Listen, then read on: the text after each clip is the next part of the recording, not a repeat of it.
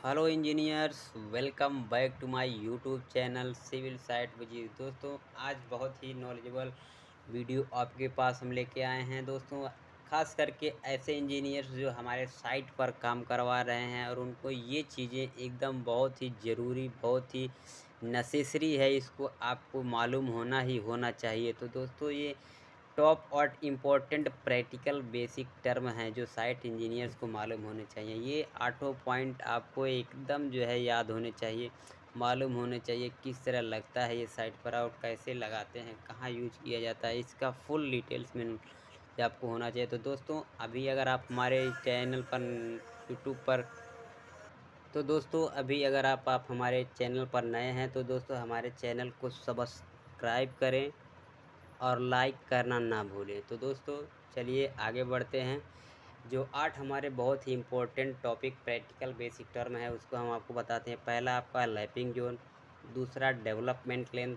अगर हम जो है सरिया यूज कर रहे हैं, वहाँ पर लैपिंग कर रहे हैं, तो वहाँ पे लैपिंग लेंथ कितना रखेंगे, किस सरिया का रखेंगे, और डेवलपमेंट लेंथ कितना होता है, और उसके बाद क्रैंक बार क्या होता है, लैपिंग जोन क्या होता है जहाँ पर लैपिंग लेंथ लगाते हैं, जोगल क्या होता है, चेयर्स क्या होते हैं, और गुनिया चेक कैसे किया जाता है।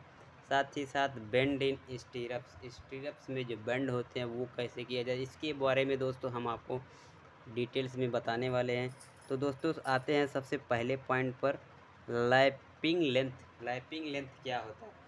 तो दोस्तों, आम तौर पर जो है अगर IS कोड के अनुसार चलेंगे तो हम तो 40D to 24 to 40D use किया जाता है, लेकिन आम तौर पर इसको जो है LD या 30D लिया जाता है, यानी डेवलपमेंट लेंथ के बराबर, या 30D, यानी D जहाँ आपका सरिया का डाया है। और प्रैक्टिकली अगर हम साइट पर हैं, साइट पर काम करवा रहे हैं, तो ये 50D मान के चलते हैं कि हम यहाँ पर 50D जो है यूज करते हैं, 50D लेके चलते हैं। जैसे दोस्तों, अगर मान लीजिए ये आपका सरिया है, लैप, अब मान लीजिए हमको लैप देना है। लैप कैसे दिया जाता है, लैप देने का क्या रीज़न है, लैप क्यों देना पड़ता है, इसके लिए दोस्तों हमको क्या वो करना है, क्योंकि हम जानते हैं हमारा जो सरिया आता है वो 12 मीटर लेंथ में आता है। कितने में आता है? 12 मीटर लेंथ में सरिया हमारा 12 मीटर लेंथ में आता है। और सरिया फुल लेंथ में हम कहीं हर जगह पे नहीं यूज हो सकता है, कहीं कम भी होता है, कहीं 7.5 मीटर का लग सकता है, कहीं 6 मीटर का लग सकता है, कहीं 5 मीटर का लग सकता है। तो दोस्तों, इस तरह हम उसको यूज करते हैं। तो जहाँ पर मान लीजिए हम सरिया यूज कर रहे हैं, 7 मीटर कोई सरिया है और उसमें कुछ कम पड़ गया, कुछ और उसमें जोड़ना है, तो जब भी हम सरिया का जॉइंट करेंगे दोस्तों, तो वहाँ लैप देना होता है, यानी सरिया के ऊपर सरिया बेंड करके, यहाँ से ऐसे बेंड करके दोस्तों, इस और एक सरिया यहाँ से इसको इतना चढ़ा दिया जाता है, और इसको बाइंडर वायर से, बाइंडिंग वायर जो आपका होता है, बांध दिया था। और ये दोस्तों, ये बहुत ही इम्पोर्टेंट चीज़ है कि बाइंडिंग वायर जो आप बांध रहे हैं, ये यहाँ से या दो वाइंडिंग वायर के बीच कम 100 mm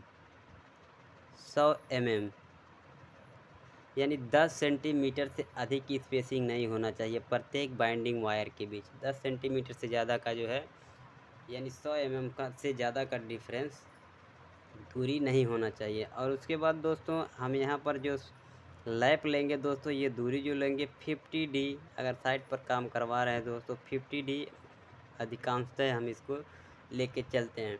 अब दोस्तों, जैसे मान लीजिए आपका ये डाया 20 mm डाया का टोर बार है, और ये भी आपका 20 mm का डाया, और दोनों को हमको लैप देना है। तो लैप लेंथ आपका आएगा 50D, यानी 50 और D आपका डाया जो होता है, यानी 2 पचे 10, यानी 1 मीटर का जो है ये लैप आपका आएगा। और अगर दोस्तों, ये तो मान लीजिए आपका सेम डाया का हो गया। अगर मान लीजिए कहीं साइट पर आपको डिफरेंट डाया का, मान लीजिए ये आपका 16 mm डाया का यूज हुआ है और ये आपका 12 mm डाया का यूज हुआ है, तो यहाँ पर लैपिंग जोन किस सरिया के हिसाब से लिया जाता है, कौन से डाया के हिसाब से लिया जाता है दोस्तों, तो इसको हम जब भी लेंगे तो दोस्तों, जो हमारा स्मॉलर डाया, जो कम डाया का होगा, उसी के हिसाब से हमको जो है यहाँ पर लैपिंग लेंथ लेना है। तो यहाँ पर लैपिंग लेंथ आपका कितना हो जाएगा 50D, यानी 50 × 12, जो कम वाला है उसको हम 12 लेके चलेंगे। तो यहाँ कितना आ जाएगा आपका 600। यहाँ पर लैपिंग लेंथ आपका कितना हो जाएगा दोस्तों 600 का, आपका यहाँ से यहाँ तक लैपिंग जोन आपका 600 का हो जाएगा। तो दोस्तों ये रहा है आपका लैपिंग लेंथ कहाँ पर और कैसे दिया जाता है। तो दोस्तों बढ़ते हैं आगे। अब अगला आपका है दोस्तों डेवलपमेंट लेंथ। डेवलपमेंट की लेंथ कैसे क्या होता है, कहाँ पर दिया जाता है और यह कितना रखा जाता है, इसके बारे में हम आपको पूर्ण रूप से बताने वाले। तो दोस्तों मान लीजिए आपका यहाँ पर फिगर में देख रहे हैं, ये आपका ये कॉलम है कंटिन्यूस यहाँ से वहाँ तक कॉलम, और ये आपका कोई बीम है, बीम इधर जा रहा है और एक कॉलम आपका यहाँ पर आके ये ज्वाइंट हुआ है। तो दोस्तों जो ये टॉप का आपका सरिया होता है, टॉप का सरिया मान लीजिए यहाँ से ऐसे यहाँ तक जो आता है और फिर यहाँ से सीधा इधर चला जाता है। और डेवलपमेंट लेंथ आपका दोस्तों यहाँ से लेकर यहाँ तक जो लंबाई आपका आएगा वही आपका क्या होगा डेवलपमेंट लेंथ होगा। अब ये सरिया यहाँ जा रहा है, तो जहाँ से आपका कॉलम का फेस एज ख़त्म हो रहा है वहाँ से फिर इधर जहाँ तक ये जा रहा है वही आपका क्या हो जाएगा डेवलपमेंट लेंथ। और ये कितना लिया जाता है, इसको LD से डिनोट किया जाता है। और ये लगभग आपका 40D to 50D लिया जाता है। 40D to यानी 40D से ले कर 50D तक लिया जाता है। D जहाँ आपका सरिया का व्यास है, मान लीजिए आपका ये 16 mm का सरिया है, तो LD आपका कितना हो जाएगा, LD आपका हो जाएगा मान लीजिए अगर 50D ले रहे हैं तो 50 × 16 यानी 800 का आपका जो है डेवलपमेंट लेंथ हो जाएगा। अब दोस्तों अगला टॉपिक आपका है क्रैंक बार। क्रैंक बार क्या होता है? क्रैंक बार दोस्तों दिया जाता है, मान लीजिए आपका ये कॉलम है और ये आपका ये भी कॉलम है और ये स्लैब है। अब इसमें हम क्रैंक बार कहाँ पर यूज किया जाता है इसके बारे में आपको हम बताने वाले।